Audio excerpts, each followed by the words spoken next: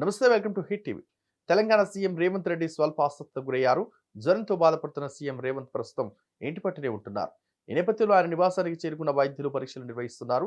జలుబు దగ్గుతో కూడా ఇబ్బంది పడుతున్న రేవంత్ కు వైద్యులు ఆర్టీపీసీఆర్ పరీక్షలు నిర్వహించినట్టు తెలిసిందే. కాగా రాష్ట్రంలో కరోనా వైరస్ కేసులు రోజురోజుకు పెరుగుతోంది. ఈ క్రమంలో కోవిడ్ కొత్త వేరియంట్ JN.1 చాప కిందని ఇలా విస్తరిస్తోంది. ఈ నేపథ్యంలో ఇటీవల వరుస సమీక్షలు సమావేశాలతో బిజీగా గడుపుతున్న రేవంత్ రెడ్డి అకస్మాత్తుగా జ్వరం బారిన పడటంతో కరోనా పరీక్షలు చేయించుకోనున్నట్లు తెలుస్తోంది. ఒకవేళ సీఎంకు పాజిటివ్ నిర్ధారణ అయితే గనక ఇటీవల సీఎంతో పాటు ఆయా మీటింగ్లలో పాల్గొన్న మంత్రులు, అధికారులు కోవిడ్ నిర్ధారణ పరీక్షలు చేయించుకోవాలి. ఒకవేళ టెస్ట్లో సీఎం రేవంత్ రెడ్డికి నెగిటివ్ వస్తే బేగంపేట విమానాశ్రయం నుంచి ప్రత్యేక విమానంలో దేశ రాజధాని ఢిల్లీకి వెళ్లనున్నారు. రేపు సాయంత్రం 4 గంటలకు ప్రధాని నరేంద్ర మోడీతో సీఎం రేవంత్ రెడ్డి భేటీ అయ్యే ఛాన్స్ ఉంది. తెలంగాణకు సంబంధించిన పలు అంశాలపై చర్చించనున్నట్లు తెలుస్తోంది. ప్రధానితో భేటీ అనంతరం ఏఐసీసీ అగ్రనాయకులతోనూ రేవంత్ రెడ్డి సమావేశం కానున్నారు.